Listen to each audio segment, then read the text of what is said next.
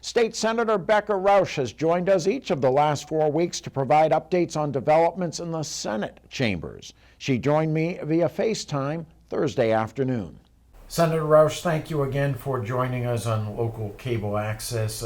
Another week, many more developments. Tell us about what is happening at the state level, specifically the Senate. Continuing conversations about the myriad of problems that we continue to see emerge and become even further exacerbated as the pandemic period continues. We are meeting regularly. I would say the exciting thing that happened, I believe, this morning, it might still be going on. I haven't checked the latest updates from the building, but the bill to take care of the MCAS for this year is moving today. Also, eviction and mortgage foreclosure relief. Those bills are also on the move. So those are quite exciting developments and really providing some necessary relief for countless people all throughout the Commonwealth, certainly including right here in our district.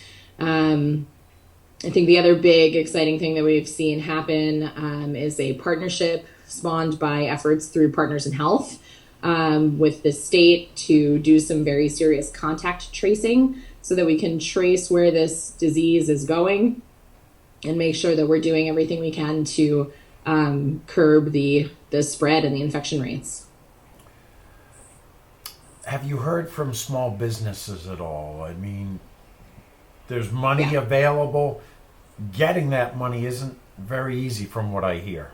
This is true, honestly, for everything with regard to the CARES Act. It's been 2 weeks since the CARES Act was passed at the federal level, and we have seen just a really significant disappointment in the rollout of the passing the legislation is only really the first step. Then you have to actually administer it and roll it out and make sure that it gets to everybody who needs the money contained in that $2 billion stimulus package. So we have, $2 trillion stimulus package. Hospitals aren't getting that money. Small businesses aren't getting that money. The people who are looking for unemployment and don't traditionally qualify for unemployment aren't getting that money. It's a real problem. And we are hearing from everyone. We're hearing from everyone who needs that money that they need it now. And it's been 2 weeks, and where is it? It's a really good question. Is there anything that you as a state senator can do to help people? Well, one of the things that we are trying to do is to elevate the stories, right? Stories are always compelling and important, and so we're trying to convey those real life situations to the state administration and make sure they know just how many people are hurting and just how badly they are hurting. Just this past week, I've heard from daycare centers that are afraid that they won't be able to reopen when things start getting back to normal because many of their early educators are very young people, often and predominantly young women, who are in a real state of economic hardship. As with so many other people, I mean, there are people in all sorts of sectors that are really, really hurting right now. But those people are moving back to be with their parents.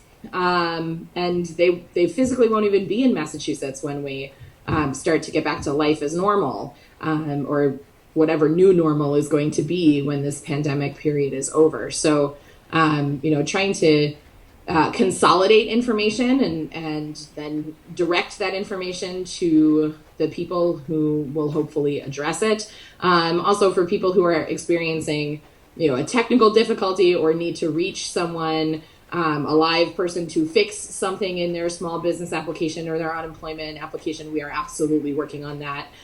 We've also already had one successful virtual office hours. New experience for myself, my staff, and constituents alike, but it was successful. So we're doing another one of those this week, and they will continue on alternating Fridays for as long as we need. So we're doing everything we can think of, but we're happy to also take suggestions for other things that we should be doing. You mentioned normal, the new normal. Yeah. Does the normal course of business for the Senate continue during all of this? I mean, it has to be different. It is different. We are not meeting in formal session. We can't put all 40 of us in the room together. And of course, it's not just the 40 senators, well, 38 at the moment because we have 2 vacancies. It's not just us who goes into the Senate chamber, right? There's the clerk and his staff, and Senate counsel and her staff, all of the senators' staffs, plus the Senate president's staff, Ways and Means staff. It's a lot of people. We would normally get together to have a formal session, which means everything is happening through informal session. All of our caucus meetings are happening through audio visual conferencing services, Zoom and whatnot. But yeah, it's definitely different, and we are adapting. There are certainly conversations ongoing about how we might be able to get back to something that looks a little more like how we normally operate and function. I will say I'm really pleased and proud of the work that my team and I and my House co-chair and I have been doing with the Municipalities Committee.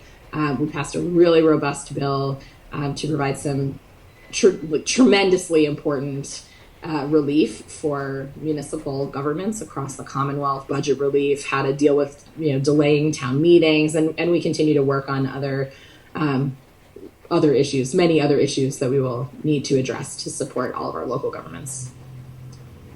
Anything else coronavirus related before I ask you about what room you're in this week? Sorry, the audio actually cut out. Can you ask me the thing about whatever it was you were asking before the room? Sure. Is there anything else coronavirus related that you want to address? I know you always give your phone number and how people can reach you and your staff. Yes. I've been starting to have some really robust conversations with our local hospitals. And I will say I'm seeing, and my colleagues also are seeing, some real disparities in the rollout of support for, say, large academic medical centers versus community hospitals. And that is something that my team and I are really focused on. So if you are an employee at a hospital and want to reach out, or are otherwise involved with the medical delivery system and are seeing inequities, please do let us know.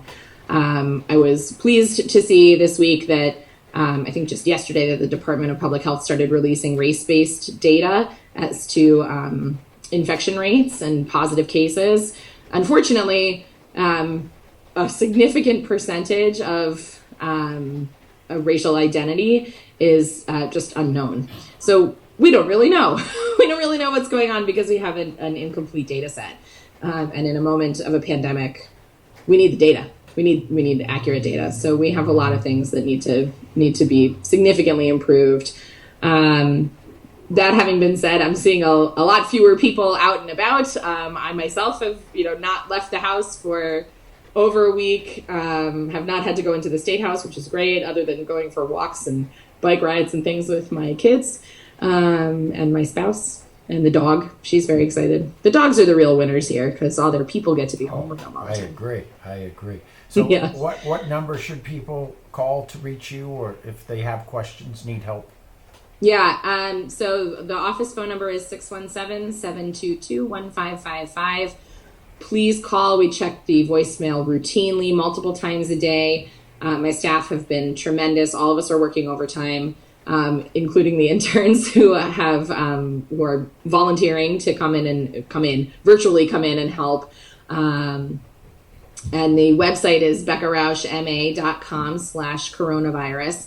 And I do want to just say we have a number of additional resources that we continue to add to that website, in addition to all of my updates, which are sent by email on Tuesdays and Fridays and then also uploaded. But we have a resource for mental health services and a resource for food if you're now in a situation of food insecurity.